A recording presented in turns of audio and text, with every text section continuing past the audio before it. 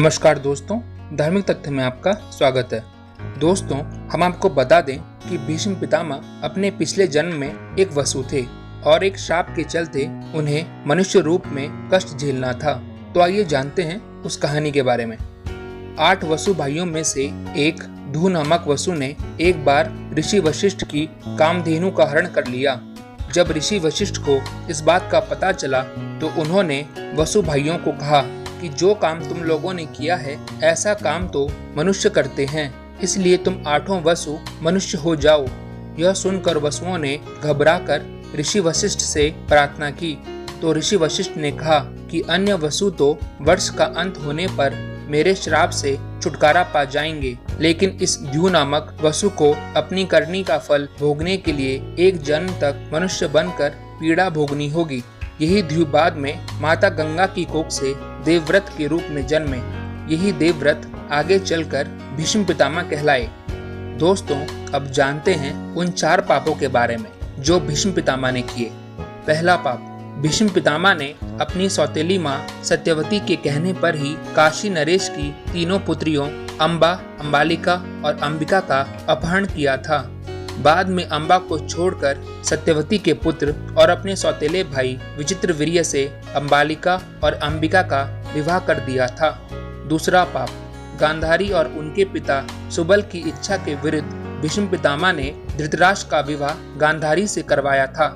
आखिर अंत में गांधारी को देवाग्नि में जलकर खुद के प्राणों का अंत करना पड़ा था। तीसरा पाप, भरी सभा में जब द्रौपदी का चीरहरण किया जा रहा था तो भीष्म पितामह चुप बैठे थे।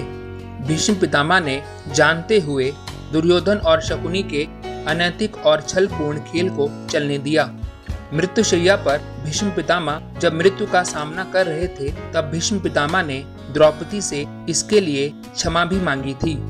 चौथा पाप, जब कौरवों की सेना जीत रही थी ऐसे में भीष्म पितामह ने ऐन वक्त पर पांडवों को अपनी मृत्यु का राज बताकर कौरवों के साथ धोखा किया था। तो दोस्तों, ये थे वो 4 पाप। दोस्तों, जब भीष्म पितामह मृत्युशैया पर लेटे हुए थे तब उन्होंने भगवान श्री कृष्ण से पूछा था कि हे मधुसूदन, मेरे ये कौन से कर्मों का फल है जो मुझे बाणों की सैया मिली। तब श्री कृष्ण ने भीष्म पितामह से कहा, आप अपने पिछले 121वें जन्म में एक राजकुमार थे। तब आप एक दिन शिकार पर निकले थे। उस वक्त एक करकेटा एक वृक्ष से नीचे गिरकर आपके घोड़े के अग्रभाग पर बैठा था। तब आपने अपने बाण से उसे उठाकर पीछे फेंक दिया। उस समय वो करकेटा बैरिया के पेड़ पर जाकर गिरा और बैरिया के कांटे उसकी पीठ में धंस गए। करकेटा जितना निकलने की कोशिश करता उतना ही कांटे उसकी पीठ में चुभ जाते और इस प्रकार करकेटा 18 दिन तक जीवित रहा और ईश्वर से प्रार्थना करता रहा कि जिस तरह से मैं तड़प तड़प कर मृत्यु को प्राप्त हो रहा हूँ ठीक उसी प्रकार वो भी होगा जिसने मुझे यहाँ फेंका है। तब श्री कृष्ण ने भीष्म पितामह को बताया, इसी कारण आपको ये बाणों की सैया मिली। तो दोस्तों, इस वीडियो में इतना ही। अगर आपको ये वीडियो अच्छा लगा हो तो उसे लाइक करें, शेयर करें एंड प्लीज सब्सक्राइब करना ना भूलें। नमस्कार।